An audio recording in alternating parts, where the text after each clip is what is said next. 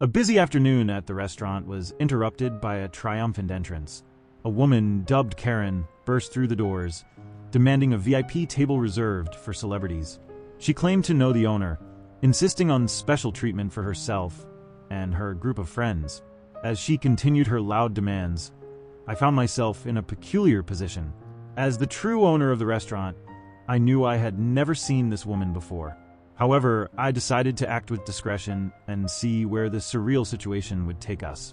I decided it was time to turn the tables, get my revenge, and teach her a lesson about this unchecked arrogance. Hey guys, welcome to our channel.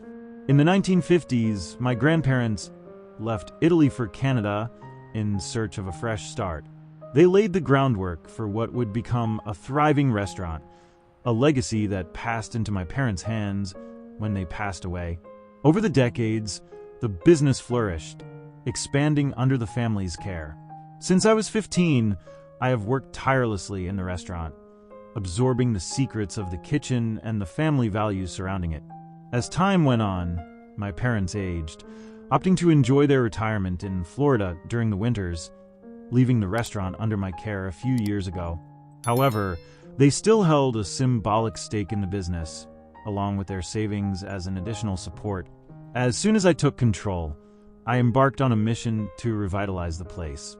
I completely renovated the restaurant, modernizing its aesthetic and visual identity.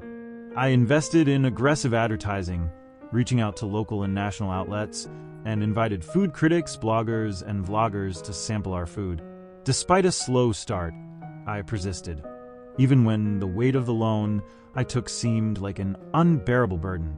The fear of having ruined 3 generations of family tradition loomed over me. Finally, the tide began to turn. A local YouTuber with a considerable audience featured our restaurant in one of his videos, which triggered a flood of customers. Before long, we were experiencing a business flow 5 to 10 times greater than before. On quiet Monday nights, we had become a hot spot, a choice location for major events, where even celebrities occasionally made appearances.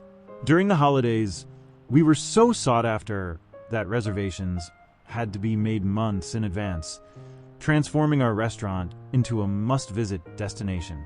This process took a while to solidify, but now we are reaping the rewards. When the restaurant is busy, I don't settle for just staying in the office. I put myself on the front lines, doing whatever it takes to keep things running smoothly. Whether greeting customers, helping to clear tables, or even scrubbing the floor, I am always present, leading by example, especially on special nights with high-profile guests or important events. One busy evening, the restaurant welcomed a group of 6 women, most of whom appeared to still be in their 20s. The group leader exuded a confidence that suggested she was either the oldest or a veteran of a university sorority. As they climbed the stairs, I overheard the self-proclaimed Queen Karen singing the restaurant's praises to her companions, highlighting the possibility of spotting celebrities there. When they approached me, Karen requested a table for 6 without a reservation. Casually, she mentioned that the owner was a personal friend, implying that this would guarantee them a spot in the VIP area. While many renowned restaurants reserve tables for special guests, I was perplexed, as I had never heard of her, let alone any special relationship with the owner. I gently explained that we could not accommodate walk-in customers, even though the owner usually reserved a few tables for special occasions. Karen was unfazed, continuing to insist, while I stood firm on the restaurant's policy. However, she didn't hesitate to threaten me, loud enough for her friends to hear, insinuating that she would ensure I was reprimanded or even fired. Realizing that there was no way to navigate the situation without causing unnecessary embarrassment, I chose to maintain my composure, avoiding a potential scene. Karen then ordered one of her friends to take a picture of me, suggesting she would contact the owner to resolve the issue, while expressing her intent to humiliate or dismiss me. Her friends, either complicit or naive, supported her attempt to intimidate me. Firmly, I responded that I would not yield to threats, explaining that concessions of this nature would go against the principles of the establishment.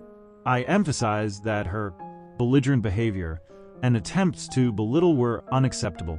Then, although I had never given any guarantees, I hesitated to embarrass her in front of her friends, who seemed perplexed by the situation. Karen, in turn, continued her defiant attitude, suggesting that she would pressure the owner and ensure I was relegated to humiliating tasks, or even fired by the end of the week.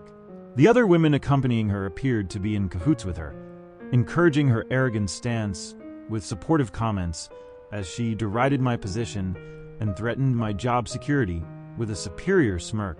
It was evident that she delighted in belittling me, seeking There are to invisible scars that shape lives. Abuse steals your peace, but not your strength. Breaking the cycle of abuse is an interactive guide where you'll find powerful tools to identify the signs of abuse, understand the dynamics of violence, find shelter and legal and psychological support, plan a safe exit from a harmful environment, overcome trauma and rebuild your self-esteem. Start your journey of healing and transformation now for just $9.60. seeking to secure her table at any cost, even if it meant bringing severe consequences upon me. Despite her attempts to intimidate, I remained calm, aware that succumbing to her demands would set a dangerous precedent. So I firmly replied, making it clear that yielding to her pressure was unacceptable. However, Karen was undeterred, insisting that I reconsider my position to avoid complications in my professional life. It was as if she was willing to use all means to humiliate and demean me, completely disregarding mutual respect and basic decency. But despite her efforts, I stood firm in my position, refusing to be manipulated by her degrading tactics.